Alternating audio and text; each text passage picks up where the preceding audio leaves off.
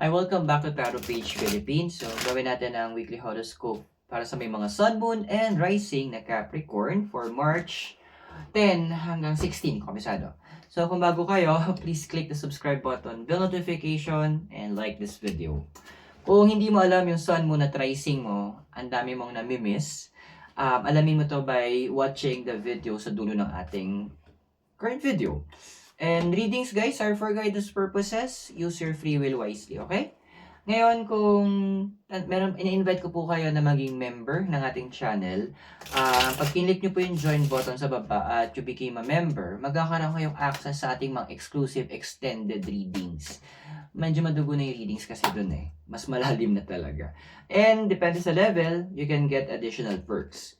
Kung kailangan nyo po ng private reading or spell works, message nyo po ang admins natin sa ating Facebook page. Link is in the description.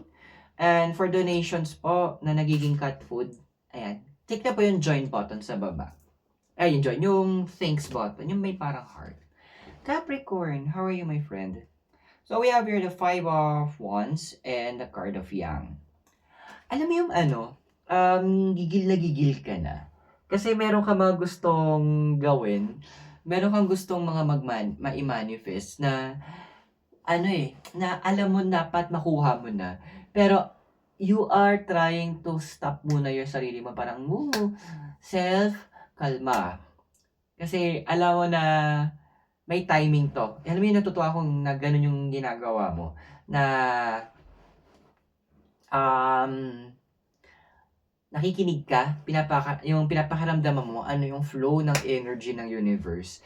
At mula dito, doon ka gumagawa ng mga movements mo. Doon ka nagdedesisyon. And tama yung decision mo ngayon, stay where you are. Kumbaga, gawin mo muna yung mga ginagawa mo. Tuloy mo lang yung kung nasan ka. Kasi kumbaga sa kotse, yung sa mga karera, di ba, yung ready, set, go. Ando na yung, tapos na yung ready eh. Ando ka na sa set eh. Naghihintay ka na lang bilang isang F1 driver. Naghihintay ka na lang ng go para pinutin mo yung pedal mo para umarangkada ka na. And mind you, nagigets ko yung feeling na yun na parang excited ka, na parang anxious ka, na alam mo yung kapag may hinihintay ka na something big nung bata ka na regalo, yung hindi mo alam kung ma-earn na ka ba or ano, ando na ganun yung pakiramdam. And that is a good feeling. And you are making a wise decision. Encourage kita na tuloy mo ginagawa mo na huwag ka munang padalos-dalos sa paggawa ng desisyon. Especially hanggang April, ha? Huwag muna. Because we have here, pero ba't may nagkocross kasi sa'yo din? Okay. So, Ace of Pentacles, siya go the distance. Gets ko naman. Finances talaga is always an issue kahit kanino naman. Na parang, syempre, paano ka magbabayad ng bills mo, ganyan. Buwan-buwan pa naman nandyan si Judith. So, I understand na talagang gusto mo nang i-grab, maipanalo tong kareran to. So you will be, ikaw yung magiging F1 racer ko in this reading. F1 driver natin. Andoon na gusto mo na ipanalo eh. Gusto mo nang matapos. Gusto mo nang ibigay sa yung trophy at ipagbunyi na yung panalo mo. And one of the reasons why is because of the finances that will be included in this included din sa ibibigay sa'yo. So, wag mong as early, ang gawin mo ngayon, sinasabi ng Ace of Pentacles, you note down, write down, ano ba yung mga bagay na kapag nakuha mo tong break na hinihintay mo, bibigyan mo ng tamang atensyon, bibigyan mo ng tamang solusyon. Ano yung priority na yon? You prioritize it. Which is the first one that you need to bigyan ng atensyon. So, andun yung point na sinasabi ng cards na hindi nasasayang oras mo. Kasi you could plan. Just like the F1 driver, andoon na alam niya, pinapano sa isip niya, paano yung magiging diskarte niya para malagpasan niya yung mga ibang driver. Ganun din yung gawin mo.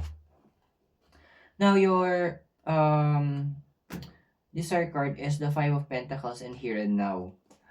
Alam mo yung point na, ang ganda naman yung balak mo din, na parang habang naghihintay ka nung opportune time o yung tamang timing para sa'yo, kung ano yung mga nasa paligid mo ngayon, yung mga pwede mong buting-tingin, yung pwede mong gawin, doon ka nakafocus. Parang ganito, di ba nagsaing ka, parang pa nagsaing ka, may nakita mo yung kalat. So habang nagsisimula yung sinaing or nag-iinin, pwede pa naman gumawa pa ng ibang minor things. Kunyari magligpit ng mga damit or magwalis ng very light. Ganyan yung ginagawa mo. Ganun yung concept. Kumbaga andoon na gusto mo siyang gawin, pero at this point din kasi medyo nalalurky ka na din na ganun yung mga nangyayari. So, pahinga. Although your mind is telling you to do this, pero yung body mo kasi na parang, uy, Capri, rest din tayo pag may time. Bigyan naman natin ng moment yung si self na medyo kumalma. And have some fun. Walang masama doon, ha. Sabi nga nung tita ko noon bigyan mo din ng reward yung sarili mo from time to time. And that, yun yung isa sa mga magandang advice, especially doon sa mga kaibigan ko dyan na breadwinners. Give yourself rewards. Hindi yun pagiging sakim. That is self-care at karapatan mo magkaroon ng self-care. Okay? Yung foundation mo is the Eight of Swords and the Thinker. Okay, so yun lang ha. Kasi may iba sa inyo, nagkakaroon din ng parang in a way na anxiety. Dahil sa paghihintay. Well, that's normal. Kasi emotions yun reactions natin yan. Normal yan na medyo yung mainip, yan. Di ba lalo pag excited ka, especially mga kilala ko, mga first time umakyat dito sa Baguio, yung naghihintay pa lang sila, parang alas 9 yung bus, Diyos ko, alas 7 pa lang nandun. Ay ko, yung totoo. Ang gulat ako. 2 hours? Ano to, aeroplano? Ang aga niyang dumating sa bus terminal. So, andoon na, calm yourself. You don't need to rush. Kasi, ano na to sure win na to, na pinlan ng universe you just need to wait for the proper timing. So, kumbaga kung naghihintay ka ng bus, diba? Anong best na ginagawa mo? Then, you need to go to the CR, magwiwi or poops ka na doon, or bumili ka na ng food mo for the snacks, for the travel. Ganon din. What are the minor things that you can do for yourself? Ano ba yung mga nami-miss out na ni self na kailangan mo naman mabigyan ng attention? Kasi kailangan mo na mabigyan na, gusto ko munang magpamasahe na kahit pa magpa-manicure, pedicure. Dude, gawin mo naman. Kasi deserve mo yun. Hindi yun hindi siya, or magpagupit, hindi siya negative thing. Diba? Sabi nga nung kanta ni Whitney Houston, learning to love yourself, it is the greatest love of all. Which is very important din. Kasi, ang hirap mag-travel kapag nasi-CR ka. Lalo na kung yung bus o walang CR. You get the picture. Ang hirap na gagawin mo na yung nagbigay ng go signal yung universe. Tapos ang dami mong backlogs. Ang hirap nun. In the past, we have here is the Seven of Swords, tsaka happy. Well, this goes siguro para sa mga tao na in a relationship. Now, pag sinabi kong in a relationship, hindi lang ito yung magjowa pwede ito na business partner or whatnot, family, any type of relationship. So yung mga relasyon niyo parang bakit ba ako yung mga tao sa past na hinayaan nyo magstay? Bakit? Para may ganun kayo. Bakit nga ba? Bakit ko ba may mga question iba, bakit ko na-let go? Meron naman, bakit ba ako nagstay? So, this is a good time actually, especially papasok tayo ng Mercury retrograde. Good time to para magkaroon tayo ng reflection, magkaroon tayo ng review. Ano ba yung mga bagay na kailangan kong alalahanin. Ano ba yung mga tong relasyon na 'to na kinikip ko pa that I might need to let go? Or ano ba 'tong mga connections na 'to na kailangan kong ibalik? Sino-sino ba sila? Ano ba yung pros? Ano ba yung cons? Ano ba yung benefits and disadvantages para sa akin? Sa'yo muna, huwag mo na isipin yung ibang tao. Para sa akin. Kasi there will be certain decisions na gagawin mo very soon eh. Which is papasok tayo sa ano mo, ikaw sa future. We have here the Queen of Pentacles and higher power. Well, one thing din naman kasi, there will be some significant source of money na papasok. Check ko mamaya sa extended reading kung kailan yun. And let's check, baka mamaya pakita rin sa atin paano. Pero andun kasi, if we don't know paano i-manage ang blessings, nasasayang lang din to. Actually, may mga napanood akong video na mga nanalo sa lottery, tapos parang ilang taon lang nagbalik hirap. Yung isa na parang ano siya, na nanalo siya sa lottery, na ano siya, garbage collector, eh hindi siya marunong mag-handle ng pera niya. Para after ilang 5 years lang yata, naubos niya yung napanalunan niya. Ayun, bumalik siya sa pagiging basurero.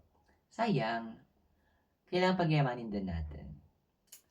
So kung nakaka-resonate ka sa readings natin po at gusto mo malaman yung mas malalim pang detalye ng readings, click mo yung join button sa baba to become a member at magkakaroon ka ng access sa ating extended readings.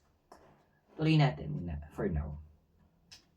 Your physical environment is the world and treasure island. Okay. Well, Capricorn, as of now, you feel yung security around you. It be security in relationships or security based on your knowledge, because with your family. So may mga certain security blankets na pinanghahawakan. Andoon na be extra careful kasi everything change. Sabi nga ni Treasure Island, lahat ng bagay ay subjected na magbago. And yun nga yung kasabihan na everything change except change. Lahat nagbabago except sa pagbabago kasi nandyan siya palagi. Yan yung pinaka-isang bagay na constant sa buhay natin na hindi magbabago at yun yung pagbabago. So yes, you are secured for now, but the card is advising you, find a way to also find another form of security. Yung base naman sa sarili mo lang. Pwedeng andoon na insurance or pwedeng magdadagdag ka ng knowledge or magdadagdag ka ng skills mo, yung mga bagay na pang sayo. Kasi this is the moment na medyo dapat umiikot ang mundo sa'yo, Capricorn. Ha? Hindi ko masasabi na maging selfish tayo. No. Ang sinasabi ng card sa'yo, self-care.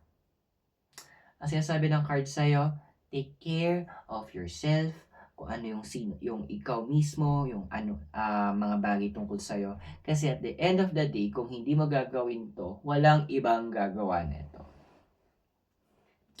Your emotional environment, we have here is the Wheel of Fortune and the Card of Peace. Okay. Alam mo yun, in terms of emotions, yung part na naluloka iba sa inyo, kasi yung ugali ng mga tao sa paligid mo, nagbago. Siguro normal yun, lalo sa mga magjowa, no? Sa ligawan, okay pa. Pero nagjowa na, medyo okay pa. Lumipas sa mga ilang buwan, ay, parang nagbago na. Yung hindi mo na yung consistency right now is hindi mo nakikita. Before kasi, okay pa eh. So, even, this also entails din sa mga relationship na business, professional, platonic, ayan. So, lahat ng klase ng relasyon pasok dito. Ando nakita mo na yung inconsistency. And nako-concern ka din, sabi ng Card of Peace. So, but these cards are saying naman na, yes, nakikita mo yung changes, concerned ka, pero hindi required naman na gumawa ka ng action or may gawin kang decision. What the card is advising is for you to have an open communication with the person. Usap. Pero sa pag-uusap, Ang usap, paalala lang ha, dialogue yan. May isa magsasalita, yung isa makikinig, and then palitan naman. At during that process, understanding each other is very important. Hindi, kasi may mga kilala ko na usap daw pero yung pala akala ko usap, yung pala nag-declamation. So, ganun-ganun na lang. Ako na lang ganun, oh sige. Tapos naiintindihan mo ba? Sabi ko na hindi. Kasi ang dami kong gustong, ang reply ko, ang dami kong gustong basagin sa sinasabi mo. You never gave me a chance to talk. Sabi mo, usap tayo. Hindi mo naman sinabi na magpipreach ka pala sa akin. Yan, napipikod sila sa akin pag ganun. Totoo naman, di ba? Well, your hopes and fears is the 7 of Cups and clean it up. Well, iba, may nakikita ko dito. This is some for you. Na parang feel nyo ang dami nyo negative energies masyado na. Ang dami nyo na-absorb na negativity. And may iba nga sa inyo nag-iisip na parang feeling nyo na usog kayo. Or baka nakulam kayo, mga ganyan. And hindi kita masisisi kasi you want to make sure you are in a good state. Maayos ka. Well, kung ganon, kasi with the clean it up, then you need to detoxify. So, from sa bahay, physical linis tayo, the same time. Kasi hinahanap mo gusto mo na medyo kumalma din naman. Woo! Kasi nga, di ba, kailangan mo hawiin yung daan. You are my F1 driver So, let's start with the cleaning ng house, cleaning ng self.